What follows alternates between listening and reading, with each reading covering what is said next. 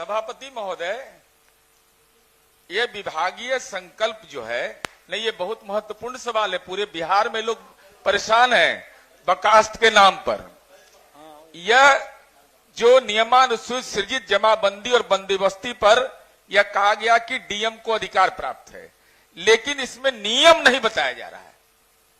बड़ा चालाकी के साथ इस नियम को बताया नहीं जा रहा है, जबकि वह संकल्प बिंदु के 3 एक अंग के अनुसार यदि खतियान में बकास दर्ज है, किसी अन्य व्यक्ति के नाम से जमाबंदी चल रही है, लगान रसीद निर्गत है, तो भूमि धारा 6 के अंतर्गत दर्ज व्यक्ति की मानी जाएगी। इसमें कोई संशय नहीं, कोई विवाद नहीं। संकल्प के 3(1) ग में यदि खतियान में बकास दर्ज है और लगान रसीद निर्गत नहीं हो रही है, तो समाहर्ता द्वारा जांचोपरांत इसमें 1951 के अंतर्गत लगान निर्धारण किया जाएगा। यह नियम है। अब रैयतीकरण का जब लगान रसीद पूर्व से कट रहा है, बिंदु 3 क के अनुसार उसकी जमाबंदी कायम है, रसीद कट रही है, तो फिर रैयतीकरण किस बात का? भाई एक ही आदमी को 2 बार कैसे हलाल करिएगा? इसलिए सभापति महोदय, मेरा एकदम सीधा इसमें अनुरोध यह है माननीय मंत्री जी से कि देखिए ये बहुत ही गंभीर सवाल है। मेरे पास खतियान भी है सभापति महोदय।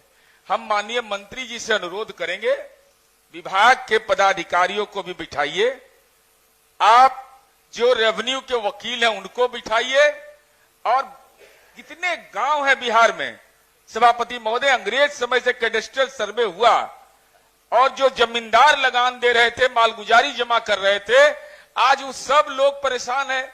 उन लोगों का न जमीन बिकता है, न रसीद कटता है। इसलिए हमारा अनुरोध है कि विभाग एक विस्तारित बैठक करके इस संबंध में अद्यतन निर्णय लेके, जो भूमि सुधार अधिनियम 1950 है, जो आपने भूमि सुधार उप समाहर्ता को अधिकार दिया है, इसकी समीक्षा करके एक कार्यादेश जारी करिए।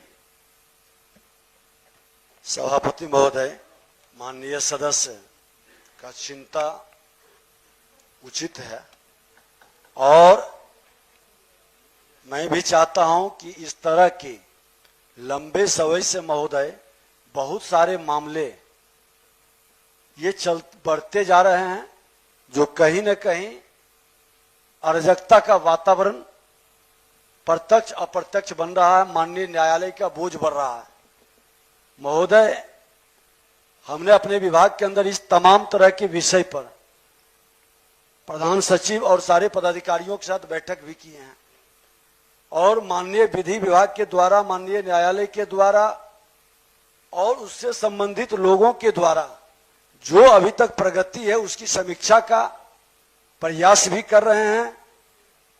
अलग अलग कमिश्नरी का अलग अलग नेचर है महोदय, और मैं प्रयास कर रहा हूं कि वहां के तमाम माननीय सदस्य, विधानसभा को हो या विधान परिषद की, उनके साथ बैठ करके एक बार पूरी जानकारी ले करके और पदाधिकारियों के साथ बैठकर इसका समाधान करेंगे, ताकि महोदय ये आने वाला जनरेशन को हम अभिशाप में बदलने नहीं देंगे।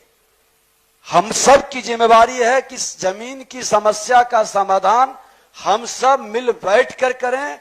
जो उचित है, जो जनून है, हम उसका निपटारा त्वरित गति से करें।